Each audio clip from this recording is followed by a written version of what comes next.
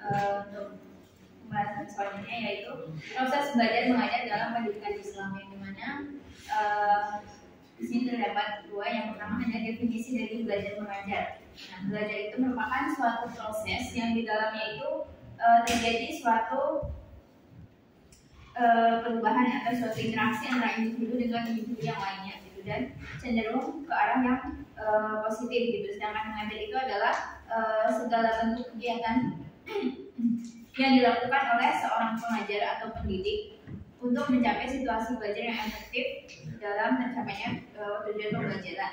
Nah, jadi pada intinya proses belajar mengajar itu adalah suatu proses yang melibatkan antara peserta didik dengan pendidik gitu dalam serangkaian perbuatan atau kegiatan untuk mencapai tujuan tertentu atau tujuan dari pembelajaran itu sendiri.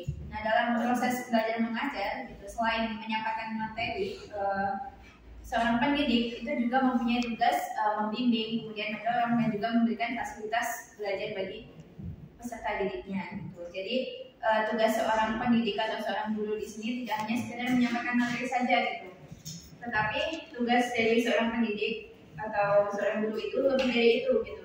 Jadi mereka sebagai seorang pendidik itu wajib untuk memberikan bimbingan, kemudian memberikan dorongan, dan juga memberikan fasilitas gitu, belajar bagi peserta didiknya untuk mengembangkan nilai-nilai karakter. Terutama kalau di sini kita berbicara mengenai Islam, maka di sini penting bagi seorang guru itu atau pendidik itu untuk mengembangkan nilai-nilai karakter Islam yang ada pada dalam siswa itu gitu.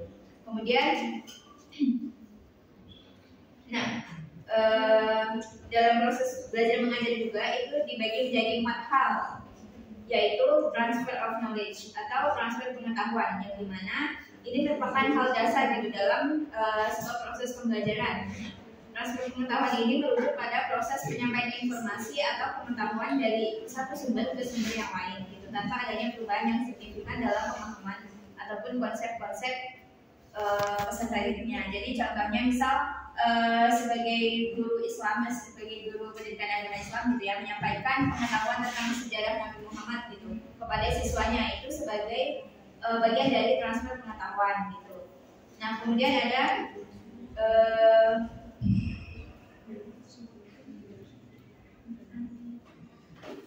yang kedua adalah transformation of knowledge. Jadi transformasi pengetahuan artinya adalah ada proses gitu, pencernaan pengetahuan yang dilakukan oleh seseorang gitu. Jadi setelah seseorang itu menerima fakta atau menerima sebuah informasi gitu ya, terutama bagi ini tuh ditujukan kepada siswa atau peserta didik.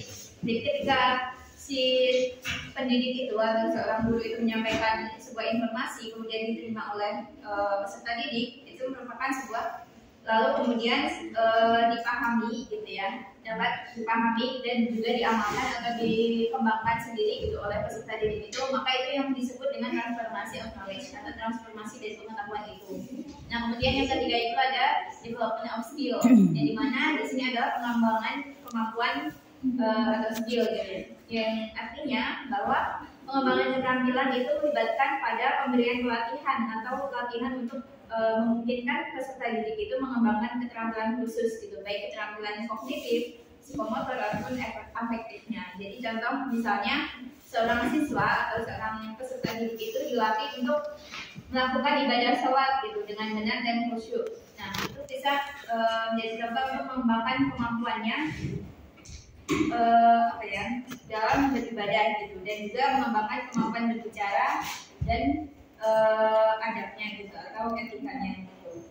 Nah, kemudian yang terakhir itu ada internalization of value, internalisasi penanaman nilai, yang dimana ini itu pada internalisasi nilai ini melibatkan pada proses nilai-nilai, norma ataupun etika yang dipelajari gitu, dan menjadi bagian integral atau bagian yang penting dari nilai-nilai pribadi peserta didik. Nah, jadi dalam pendidikan Islam ini berfokus pada proses di mana siswa itu menginternalisasi nilai-nilai moral dan etika Islam sebagai nilai-nilai tersebut bisa merubah kepribadian peserta didik itu menjadi lebih baik gitu. Nah, kemudian selanjutnya next ketiga, yang terakhir yang keempat itu ada aspek evaluasi dalam pendidikan Islam. Nah, evaluasi itu berasal dari kata to evaluate, yang berarti menilai, atau kata evaluasi terdapat pada pula istilah measurement yang berarti mengukur. Nah, di dalam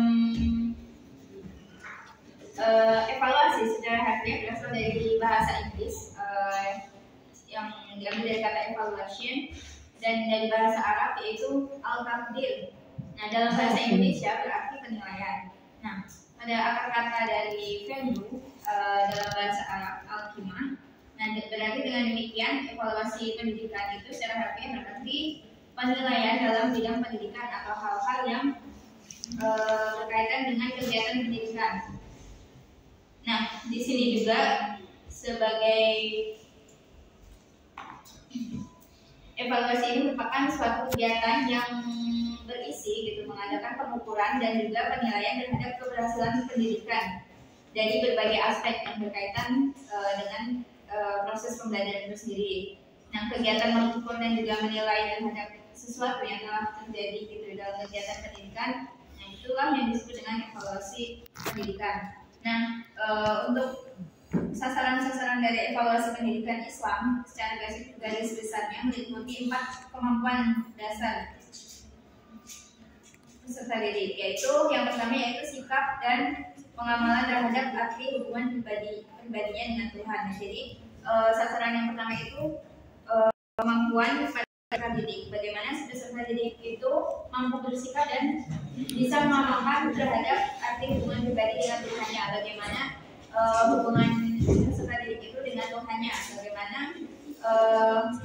bisa dibilang ini berkaitan dengan akidah akhlak ya. Kemudian untuk yang kedua itu sikap dan pengamalan terhadap arti hubungan dirinya dengan masyarakat. Jadi bagaimana sikap si peserta didik atau siswa itu dapat berhubungan baik gitu dengan lingkungan sekitarnya atau lingkungan masyarakat. Bagaimana dia bisa mengimplementasikan nilai-nilai moral atau etika yang Islami itu diterapkan di lingkungan masyarakat itu gitu. Kemudian yang ketiga itu sikap dan pengamalan terhadap arti kehidupannya dan alam sekitarnya. Ditambah juga di sini bahwasanya sikap dan pengamalan terhadap arti kehidupan dengan alam sekitarnya, bagaimana dia bisa berhubungan atau bisa bersikap dengan diri dan lingkungan alam sekitarnya. Kemudian yang keempat, sikap dan pandangan terhadap dirinya sendiri selaku hamba Allah dan selaku anggota masyarakat serta khalifah di muka bumi. Nah, jadi yang keempat yang terakhir ini adalah bagaimana sikap dan juga pandangan terhadap dirinya sendiri itu menjadi hamba Allah atau Allah dan menjadi anggota serta khalifah di muka bumi ini.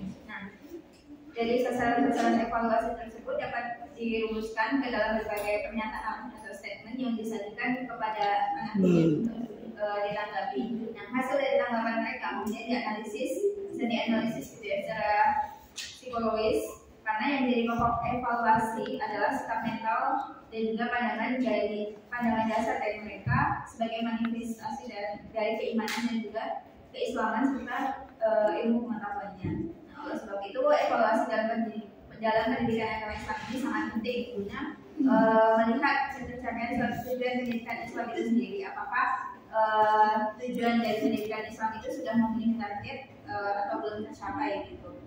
Dan untuk selanjutnya kesimpulannya adalah bahwa konsep pendidik dalam perspektif pendidikan Islam melibatkan definisi pendidik, tugas pendidik dan juga karakter pendidik, proses belajar mengajar dan juga aspek evaluasi.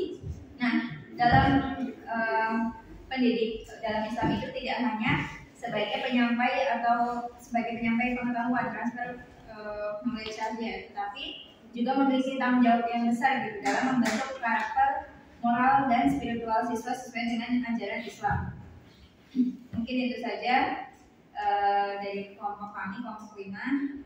Sekian, kurang lebihnya mohon maaf yang sebesar-besarnya. Untuk selanjutnya dibuka sesi tanya jawab mulai dari kelompok 5 dari kami dan juga kelompok 6. Ada yang ingin ditanyakan?